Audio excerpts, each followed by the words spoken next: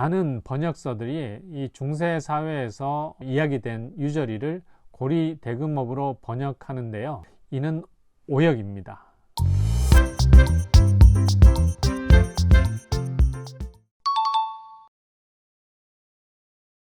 중세 역사에 대한 가장 큰 오해는 중세를 암흑시대로 보는 것입니다. 중세를 암흑시대로 규정한 것은 르네상스 시대를 살았던 근대인들입니다. 그들은 고대를 빛의 시대로 규정했고요. 중세를 고대의 빛이 사라진 어둠의 시대로 이해했습니다. 하지만 이러한 역사인식은 지양해야 할 것 같습니다. 현재의 관점에서 과거를 평가하면 과거는 여러 면에서 현재보다 많은 점에서 뒤떨어진, 때로는 낙후되어 있고 때로는 무지몽매한 암흑의 시대라고 평가하기 쉽습니다. 그만큼 긴 역사 과정에서 많은 분야의 발전과 진보가 이루어졌기 때문입니다. 특히 중세가 끝나고 근대, 많은 과학적 진보가 이루어졌습니다. 그리고 20세기 이후의 과학과 기술의 발전은 눈부십니다. 그렇기 때문에 현재의 관점에서 보면 근대도 암흑이고요. 중세는 더욱 암흑처럼 보일 수 있습니다. 비슷하게 오늘날 선진국의 관점에서 보면 저개발 국가, 아프리카 같은 경우 굉장히 암흑 시대를 살고 있는 것처럼 이해하기 쉬운데 이러한 평가는 옳지 못하다는 것입니다. 모든 시대, 같은 시대라도 각 지역과 문명은 서로 다른 수준의 발전 단계에 놓이게 마련입니다. 그것을 우리가 상호 이해해야지 조금 더 발전했다고 해서 타자를, 다른 시대를 암흑시대로 규정하는 것은 분명 옳지 못한 방법입니다. 간단히 이야기하면 모든 시대는 그 시대 나름의 한계와 특징을 가지고 있습니다. 그래서 저는 학생들에게 중세시대의 한계를 그 시대적 맥락과 배경에서 이해하는 것이 중세에 대한 오해를 피하는 좋은 방법이라고 이야기합니다. 종교가 다르다는 이유로 사람을 죽이고 전염병을 신의 징벌로 생각하고 왕이 신성한 힘을 가지고 있어 병자를 치료할 수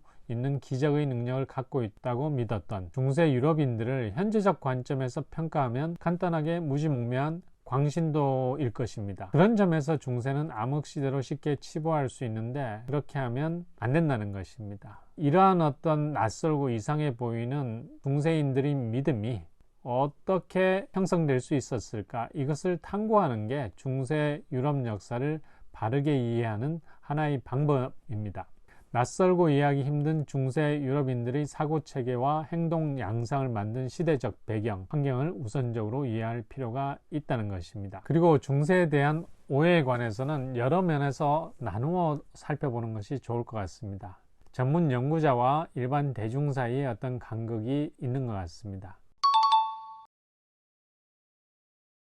학문적 차원에서 중세에 대한 여러 오해들이 상당 부분 밝혀졌지만 이러한 새로운 학문 성과들이 일반 대중에게 확산되는 데는 좀 더 시간이 필요한 것 같습니다. 그 하나의 사례가 향신료에 관한 이야기입니다. 중세 후반 인기를 끌었던 대표적인 인도 향신료는 후추였습니다. 최근의 연구를 통해서 중세 말 후추는 이제 더 이상 사치품으로서의 지위를 잃어가고 있었습니다.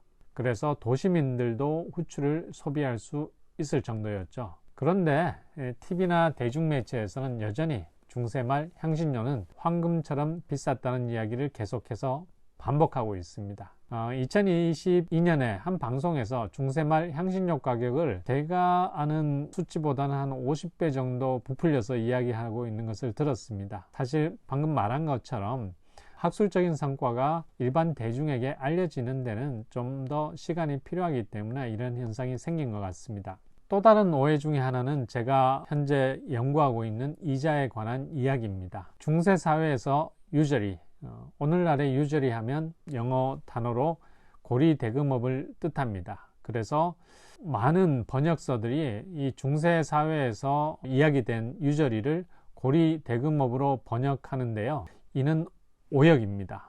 현재 다수의 중세서 관련 책들에 고리대금업이라는 단어는 거의 모두 다 이자 대부로 바꿔야 합니다. 그 이유는 중세 사회에서 유저리는 고리대금업이 아니라 이자 대부를 의미하는 용어였기 때문입니다. 중세 기독교 사회는 지나치게 높은 이자를 금지한 것이 아니라 이자 자체를 금지했습니다. 즉, 이자는 법적 처벌뿐만 아니라 사회적, 윤리적, 종교적 비난을 감수해야 됐습니다. 이러한 오해 말고도 잘 알려지지 않은 재미있는 이야기들이 무궁무진합니다. 이 풍성한 진수성찬을 같이 맛볼 수 있으면 좋겠습니다. 제가 중세 유럽을 소개하는 소믈리에가 돼서 여러분을 낯설고 이상하지만 흥미진진한 세계로 안내하고 싶습니다.